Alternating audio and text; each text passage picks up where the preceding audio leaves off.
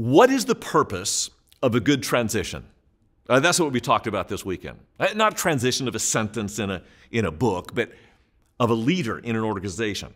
What is the purpose of a good transition? It's not that it would be smooth, so everyone would get along and be happy. That's not the purpose of a good transition. The purpose of a good transition is that the organization would be better. How many people can you think of in the Bible that passed the baton to another leader coming after them? I can think of a number. Here's some I've thought of. Moses passed the baton to Joshua. And Moses led them into the wilderness. Joshua took them into the promised land. John the Baptist passed the baton to Jesus. He was preaching in the wilderness, and then Jesus went and preached in cities. Jesus then passed the baton to Peter, said, I give you the keys of the kingdom. David passed the baton to Solomon. His brother actually tried to take over the throne, and David, on his deathbed, declared Solomon as the new king. And Paul passed the baton to Timothy. This is going to be an interesting conversation as we talk about transitions from one leader to another. There's a lot we can learn from the Bible about transitions, but let me just ask this question to get our minds thinking together. Which of these transitions made the organization better or made the movement better? Moses to Joshua. Even though Moses was far more famous, Joshua was one that did the hard work of crossing. Moses took them from Egypt into the wilderness, but Joshua took them from the wilderness into the promised land. I would say Joshua made them better. And part of what Moses did for Joshua is just to encourage him, do not fear, do not be afraid. He's just this reminder to lead well. And though Moses had his own personal failure striking the rock, which barred him from even going into the promised land, Joshua never actually had that kind of failure. And even though it took them years to fully conquer the promised land, actually they never really fully conquered the promised land, Joshua led well from the chaos of the wilderness into the reorganization of a nation. It's interesting to me, the word Joshua or Yeshua actually means Jesus. That's his Hebrew name for Jesus. Elijah to Elisha. Even though Elijah is more famous, Elisha actually had more power and a broader impact over Israel. So there again was a transition that was a good transition because, not that it was smooth, it made the organization or the movement better. John to Jesus. Well, that's clear enough. Jesus obviously is the one that John was leading up to. But I think there's a lesson here. Many leaders say that they build the organization or rebuild the organization.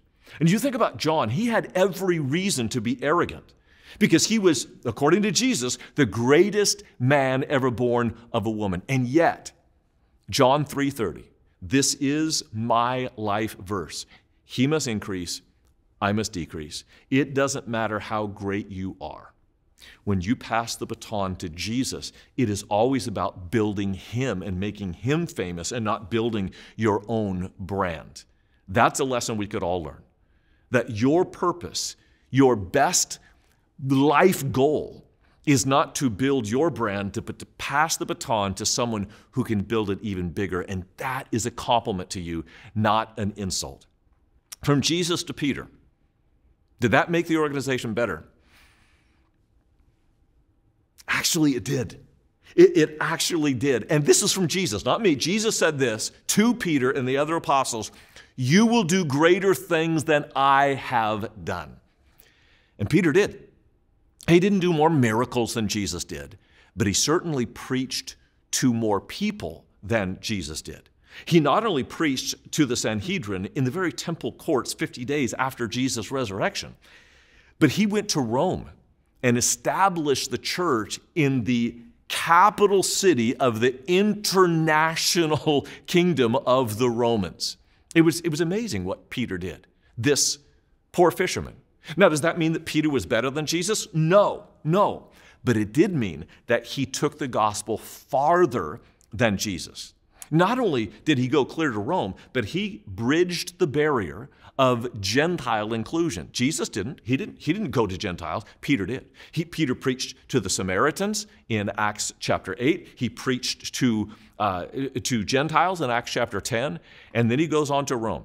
Okay, David and Solomon. Did Solomon make the kingdom better? No. He made the kingdom bigger. He made the kingdom richer. But it was far inferior to what David did. Here's another lesson. The size of the organization doesn't mean it's the quality of the organization, nor that it will have the impact. Solomon's deterioration of the spiritual focus of David led to the breakup, the civil war between the 10 northern tribes and the 2 southern tribes. David was a far better king than Solomon, even though Solomon made the organization or the nation bigger and richer. Paul to Timothy. Was that an improvement? Not that I can see, but I really have no criticism of what Timothy did. I mean, Paul established churches all around. He had Timothy go to the key city of Ephesus, and Timothy, as a young man, did a phenomenal job. But I can't say that he had more impact. He didn't write more books. He didn't preach to more people. He just faithfully carried on the mission of Paul. So I would say, even though Timothy didn't make a bigger splash, that he didn't have a bigger impact than Paul, he faithfully took the baton in that location and led well after Paul. Oh, there's so many lessons in these transitions in the Bible, and that's something worth talking about.